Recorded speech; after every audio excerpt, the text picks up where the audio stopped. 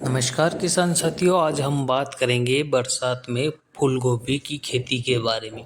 बरसात में यदि हम फूल गोभी की खेती करते हैं तो अनेक चुनौतियों का सामना करना पड़ता है और बहुत से किसान भाइयों को नॉलेज का अभाव नहीं होने के कारण वो नुकसान करवा बैठते हैं। कभी कभी ज़्यादा बारिश की वजह से भी फसल खराब हो जाती है। तो चलिए टॉपिक पे चलते हैं। किसान साथियों, हम बरसात में फूल गोभी की खेती कर रहे हैं तो वैरायटियों का चयन करते समय सावधानी रखिए और बरसात पानी में सहनशील करने वाली वैरायटी का चयन करें। अपने एरिया के हिसाब से किसान भाइयों से संपर्क करें और जानकारी लें, सही वैरायटी का चयन करें। हमने राजकुमार की समर स्टार लगाई है और ये बहुत ही अच्छी वैरायटी है और हमारे एरिया में बहुत से किसान भाई बड़ी मात्रा। किसान साथियों, राजकुमार की यह वैरायटी बरसात में सहनशील होती है। लगभग ये नर्सरी 22 से 25 दिन में तैयार हो गई थी और हमारे रोपाई चल रही है। बेसल डोज में अच्छा खाद डालें और साथ में ही फंगिसाइड का प्रयोग करें। बेसल डोज की बात करें तो प्रति एकड़ में 50 kilo single super phosphate, 50 kilo DAP और 30 किलो यूरिया।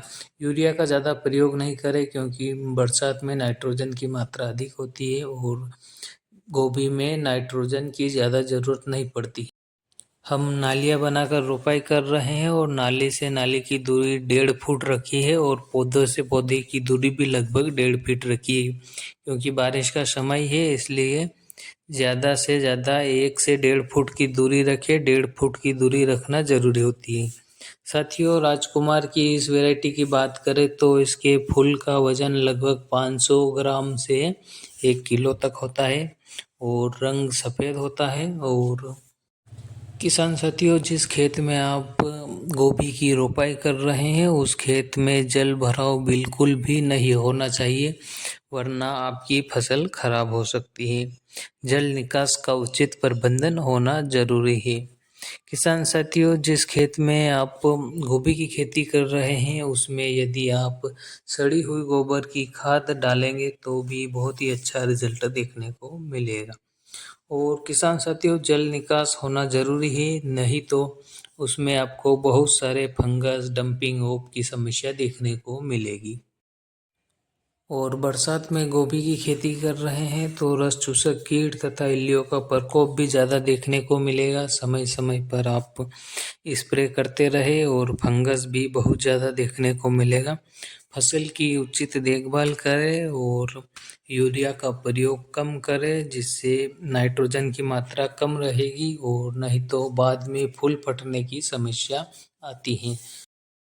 किसान साथियों, ये नर्सरी हमारी 22 से 25 दिन में तैयार हो गई है और हमें रोपाई का काम चल रहा है और नर्सरी बिल्कुल रोग मुक्त है, जिसमें हमने बहुत ही ख्याल रखा है। ना तो डंपिंग ऑफ की समस्या देखने को मिल रही है, ना ही कीटों का प्रकोप देखने को मिल रहा है। किसान साथियों, यदि नर्सरी स्वस्थ रहेगी तो खेत में भी फंगस और कीटों का प्रकोप बहुत ही कम देखने को मिलता है। किसान साथियों, तो राजकुमार की ये वैरायटी हमारे एरिया में बहुत सारे किसान भाई लगाते हैं और आपके एरिया में कौन सी वैरायटी का चयन करते हैं किसान भाई, कमेंट में ज़रूर बताना। ये हमारी रोपाई चल रही है। हमने पौधे से पौधे की दूरी लगभग 1 से 1.5 फीट रखी है और नालियों की दूरी भी लगभग 1 फीट रखी है, 1 फीट से 1.5 फीट। और पानी का घेराव बिल्कुल भी नहीं होना चाहिए।